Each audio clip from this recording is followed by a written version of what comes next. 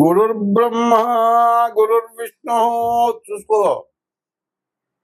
గురుదేవో మహేశ్వర గురు సాక్షాత్ పరబ్రహ్మ తస్మై శ్రీ గురవే నమ. అగజానన పద్మార్కం గజానన మహర్నిశం అనేకదం త్వం భక్తానాం ఏకదం తముపాస్మహే.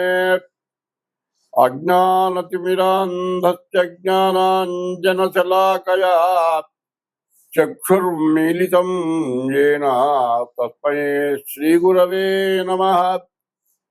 యఃకర్తా జగతాం భర్తా సంహర్తా మహసాం నిధిః ప్రణమామి తమాదిత్యం బహిరంతస్తమోపహం. యఃకర్తా జగతి మొత్తానికి అయినటువంటి కర్త ఎవడు? జగతాం భర్త జగత్తును పోషించేవాడు ఎవడు? యఃకర్త జగతాం భర్త సంహర్త 84 లక్షల జీవరాశుల్ని పోషించేటువంటి పోషకుడు ఎవరు? యఃకర్త జగతాం భర్త సంరక్షకుడు అటువంటి వాడు ఎవరు? యఃకర్త జగతాం భర్త సంహర్త మహసాం నిధి. ప్రపంచం మొత్తానికి తినటానికి తిండి, తాగటానికి నీళ్లు, బతకటానికి జీవనము, మరి ప్రాణవాయువు ఇచ్చేటువంటి వాడు ఎవరైతే ఉన్నాడో సంహర్త మహసాం నిధి. మనం ఇంట్లో తినటానికి కావాల్సిన సామాగ్రి అంతా ఎట్లా తెచ్చిపెట్టుకుంటామో అదే విధంగా ఆ సంరక్షకుడైన వాడు మనకు అన్ని తెచ్చిస్తున్నాడు. ఆయన ఎక్కడ దాచిపెట్టాడు, ఎట్లా వస్తున్నాయి, మనకు రానిదంటూ ఏమీ లేదు. అది ఎవరి వల్ల వస్తున్నాయి? సూర్య భగవానుడు. ఆ సూర్య భగవానుడు మరి ఆయనకు ప్రసరణ వల్ల భూమి నుండి సమస్తమైన వస్తున్నాయి.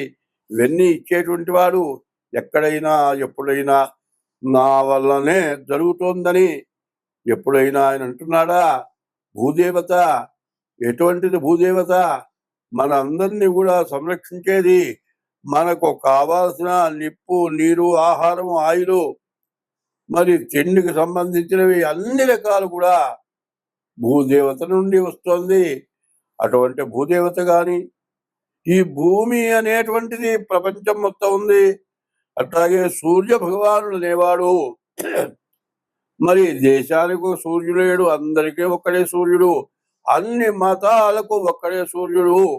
అటువంటి సూర్య భగవాను మనకు అన్ని ఇస్తున్నటువంటి తల్లి అయినటువంటి ఆ భూదేవతని మనస్ఫూర్తిగా నమస్కారం చేసి ప్రార్థన చేసి ఈ రోజున ఆగస్టు నెల 2025 సంవత్సరం ఆగస్టు నెలలో ఇప్పుడు గ్రహస్థితి వల్ల వస్తూ ఉన్నటువంటి సమస్యలన్నీ కూడా మనం పూర్తిగా తెలుసుకోవాలి అనేటువంటి ఉద్దేశంతో ఈరోజు ప్రారంభం చేస్తూ ఉన్నాను. మరి ఇప్పుడు ప్రత్యేకించి 2025 సంవత్సరం ఆగస్టు నెల మేషరాశికి కుజుడు వల్ల, రాహుకేతువుల వల్ల వచ్చే సమస్య ఏమిటో తెలుసుకుందాం. కుజుడు కన్యారాశికి వచ్చాడు.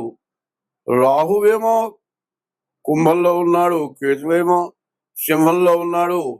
ఈ మధ్యలో ఏ గ్రహాలు లేకపోవటం వల్ల పూర్తిగా కాలసర్ప దోషం. ఈ కాలసర్ప దోషం వల్ల వచ్చే సమస్య ఏమిటి? ప్రతి వ్యక్తికి కూడా సమస్యే.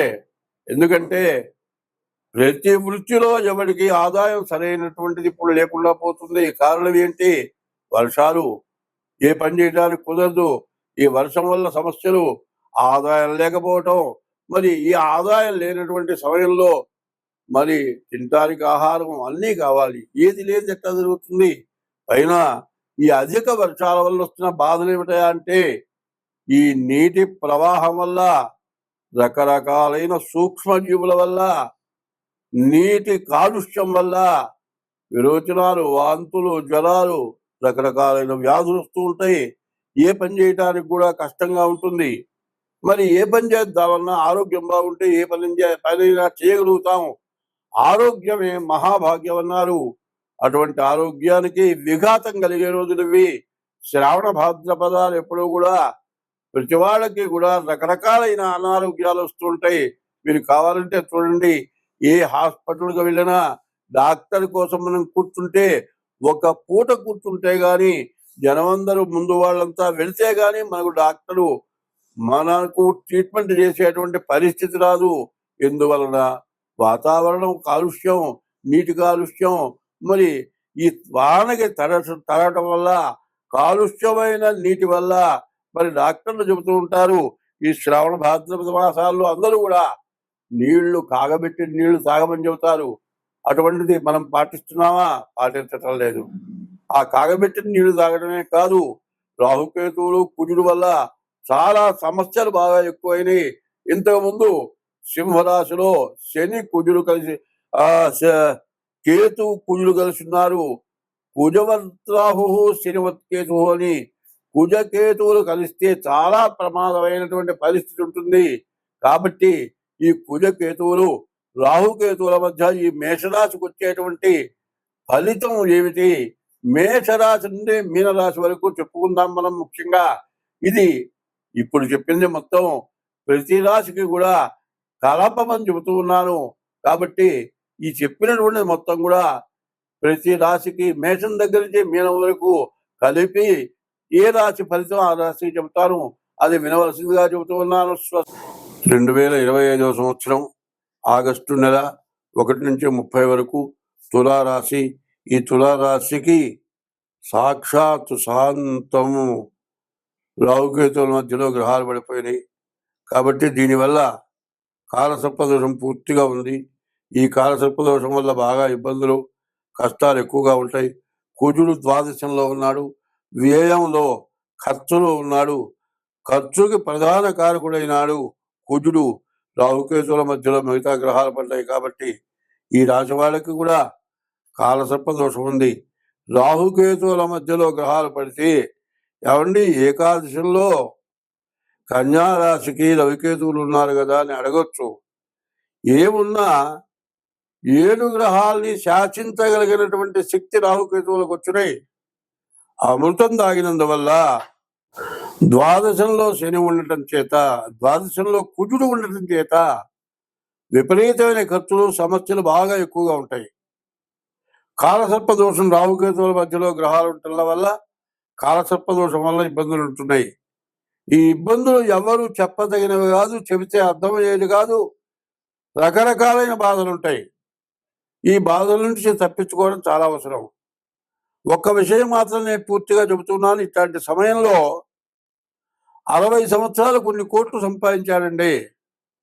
ఇట్లాంటి 60 సంవత్సరాలు వచ్చిన తర్వాత కాలసర్పదోషంతో సర్వంత కోల్పోయి కేరా ప్లాట్ఫారం, తినటానికి తిండు, ఉండటానికి ఇల్లు లేకుండా కుటుంబంతో సహా విడిపోయి ఏకకాకైపోయి బాధలు పడ్డ వాళ్ళు ఉన్నారు. అటువంటి సమస్యలు రాకుండా ఉండటానికి ఈ కాలసర్పదోషం వల్ల వచ్చే ఇబ్బందులు చెప్పడం జరుగుతోంది. కాబట్టి ఈ రాశి వారు కూడా జాగ్రత్త పడండి, మీకు చాలా మంచిది. ఎందుకంటే ఏదో చెప్పారని మాత్రం అశ్రద్ధ చేయొద్దు.